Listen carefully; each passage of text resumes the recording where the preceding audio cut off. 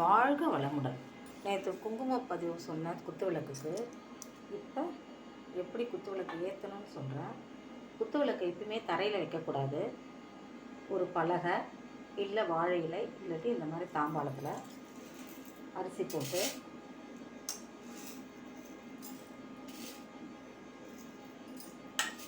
கொஞ்சம் மஞ்சள் குங்குமம்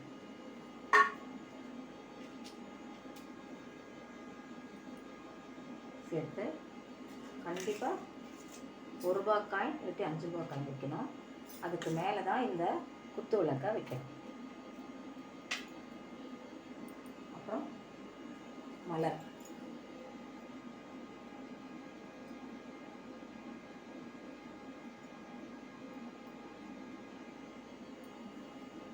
பூ வச்சு அலங்காரம் பண்ணணும்.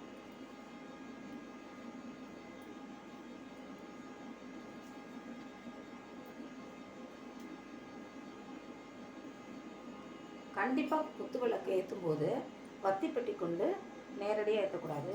ஒரு துணை விளக்கு வச்சு தான் நம்ம குத்து விளக்கை ஏற்றணும். குத்து விளக்கு ஏற்றும் போது ஒளி வளர் விளக்கே போற்றி, ஒளி வளர் விளக்கே போற்றி, ஒளி வளர் விளக்கே போற்றி அப்படி சொல்லிகிட்டே ஏற்றணும். எவ்வளோதான் நம்ம சாமி ரூமில் வெள்ளி விளக்கு பித்தளை விளக்கு இருந்தாலும் ஒரு அகல் விளக்கு கண்டிப்பாக இருக்கணும். குத்துவிளக்கு பூஜை செய்யறதுக்கு முன்னாடியே நம்ம விழுந்து முதல்லையே சாமியை கும்பிட்டுணும். ஏன்னா நிறைய பேர் என்ன பண்ணுவாங்கன்னா கற்பூர ஆரத்தி காட்டிட்டு அப்புறம் விழுந்து கும்பிடுவாங்க. அப்படி இல்லை, குத்துவிளக்கு பூஜை செய்யும்போது முதலையே ஒரு நமஸ்காரம் பண்ணணும். பண்ணிட்டு தான் நம்ம குத்துவிளக்கு பூஜையை ஸ்டார்ட் பண்ணணும்.